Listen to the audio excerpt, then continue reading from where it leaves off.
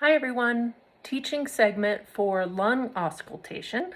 So hopefully you've already worked with your stethoscope, gotten it out, played with it a little bit. Make sure those earpieces point towards the nose when you put it in like so. Make sure you're on the correct side. We are doing lung auscultation, always best with the diaphragm. So we're just gonna stick on the diaphragm side here.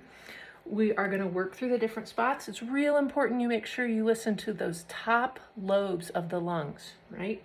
Kind of the meaty part of the trap above the scapula here, listening. Then you make that, oh, I've heard it called the snake, the Z, the S pattern, right? You're going to go from one side, symmetrical to the other, go down, and then across, down, and across, really thinking about the lungs, thinking about where they live. We got the upper lobes here. This fine example has really nice large lungs. So we're gonna get a couple points, at least 2 in the middle here. And then we'll get down to the lower lobes. I want you to have at least 6 points. 8 would be preferred.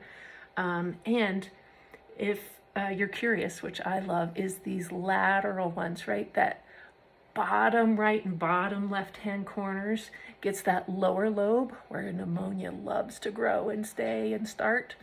So if you would, you'll notice I'll do that to make sure to get 8 spots.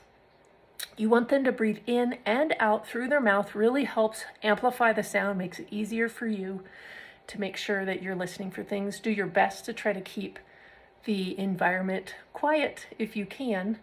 But that is lung auscultation. I will do another short video of the skill check, which you'll be doing as well. Great, thanks.